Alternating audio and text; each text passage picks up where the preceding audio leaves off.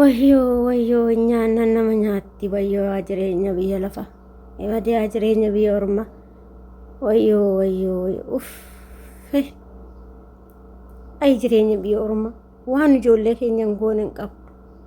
Obboloota koo adaraa keessan of eeggadhaa Waaqayyo sinaa eegu. Ijoolleen keessattuu badhoo daladdanii gaala bira hojjettan jechuudha.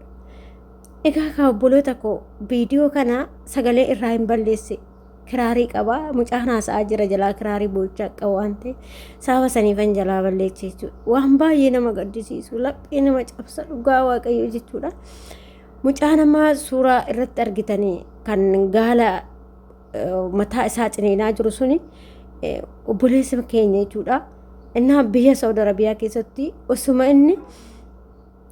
inni gaala eegaa jiru akkasuma immoo gaala wajjin osoo taphachaa jiru jechuudha. Gaala akka tasaa ta'ee mataa isaa ciniine waan baay'ee nama gaddisiisu mataa isaa ciniine ajjeese jechuudha. Dhugaa Waaqa viidiyoo mucaa dhaggeeffadheetaniin imimmaan qabachuu dadhabe. Maaliif namni tokko yoo arge ijoollee walirraa barataa jedhee tanan viidiyoo isin hojjechaa jira malee waan viidiyoo illee namaa hojjetanii miti dhugaa Waaqaa jechuudha. Bakkumatti mucaa sun du'e. Gaalli mataa keessa ciniinee mataa akkasumatti waan keessaa faca'ee akkasuma boqotee mucaan jechuudha. Biyya ormaa keessatti ifa odoo gaala ormaa jala deemu osoo nyaadha jedhu nyaatame jechuudha. Wayyoo haadhatu baay'ee nama gaddisiisa rabbi jireenyuma biyya ormaa kana maaluma argaa jirra. Dhugaa ijoollee keenya biyya ormaatti dhuman ijoolleen keenya waan baay'een godda'amaa jiru.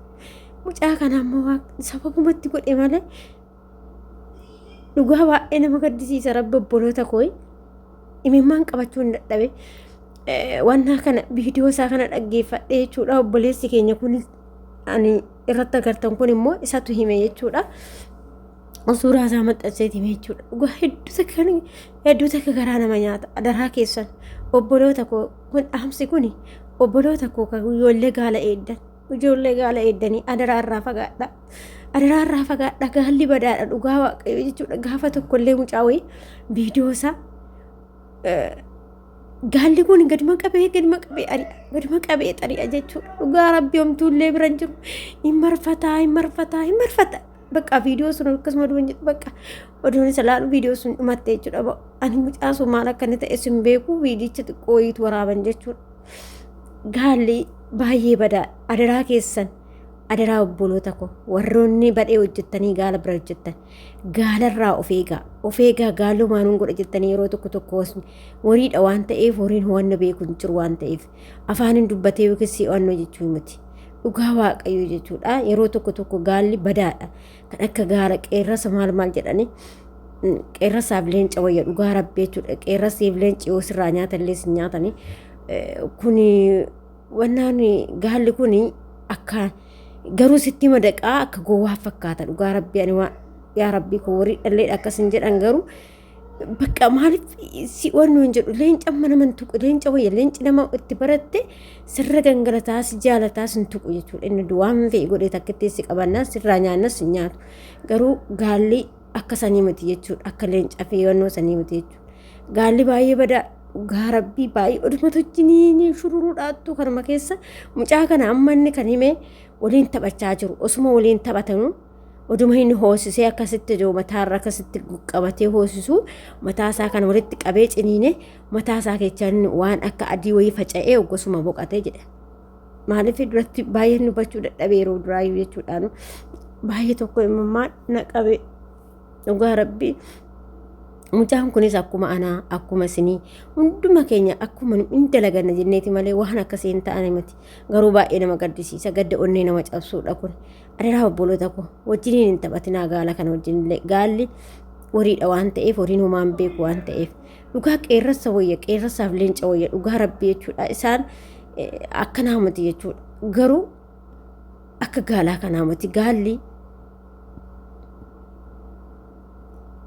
abbuma kanaa sanin jedhuun inuma ari'aa waasitti aare taanaan yeroo san yookiin tapha keessallee akkuma mucaa kanaas ciniine si ajjeesuu danda'a jechuudha.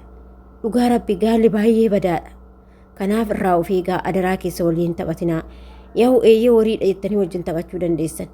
garuu akkasii miti gaalli baay'ee badaadha dhugaa rabbii jechuudha. Takkitti si ariina illee si biraa nafu achi hin dandeessu jalaa fi illee hin dandeessu jechuudha.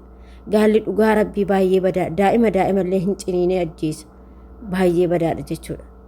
Dhugaa innaa kanaafuyyuu adaraa keessan ijoollee dhaamsi kun ijoollee badhoo daladdan hurufa keessa daladdan gaala bira daladdanii ani viidiyoo kana hojjedhe ijoollee sanii fanna hojjedhe namni bira geessanii argartan mucaa kanas waaqayyoon immoo jannataan isaa qananiisu maatii isaatiif firoota isaatiif jajjabina haa kennu hedduu takka nama gaddisiisa waan baay'ee nama gaddisiisu laphee nama cabsa har'a mucaan kun nan nyaadha jedhee nyaatame biyya ormaa keessatti dhugaa isiniin jedha obboloota koo nan nyaadhatu biyya isa baasee aduu kana keessa qorra kana keessa wayyoo keessattuu namni aduu fi qorri saawudiitii fi qorri aduu saawudii kan ila ibidda eelee izee dhaabanii san jechuudha akkas keessa turanii kana keessa turee gubatee naa dabarti jedhee osoo eegu har'a lafa jala darbe jechuudha.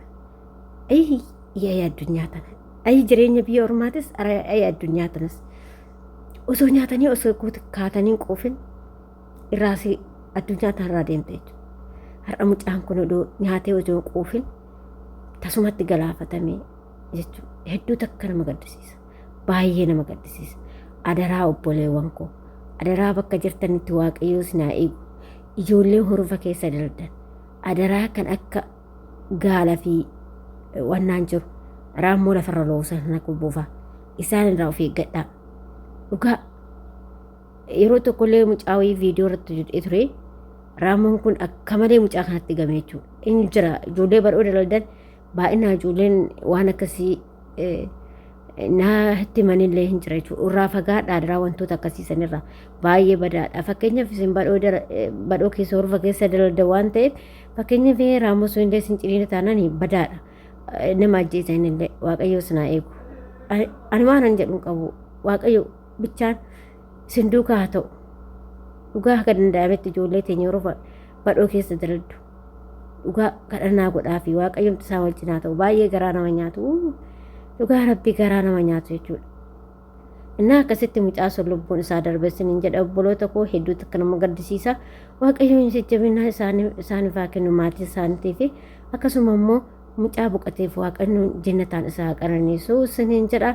Dhaamsi kiyya har'aa akka obboleonni keenya ijoolleen gaala eegan akka irraa of eeganiifan viidiyoo kana hojjedhe malee viidiyoo hojjechuu hin qabnellee garuu irraa akka of eegan jedhee tanani malee jechuudha. Hedduu takka nama gaddisiisa isiniin jedha. Hanga viidiyoo biraatii walitti deebinutti warroonni chaanaala kee haaraa taatan immoo sabskraayibii gochuudhaan maamila keenya ta'a warri ta'aa turtan immoo hedduu galatooma ulfaadhaa yaada fi qeeqoo qabaattan immoo koomentii irratti katabuu hin dagatinaa isiniin jedha obboloota koo har'aaf dhaamsi kiyya shuma kanaadha.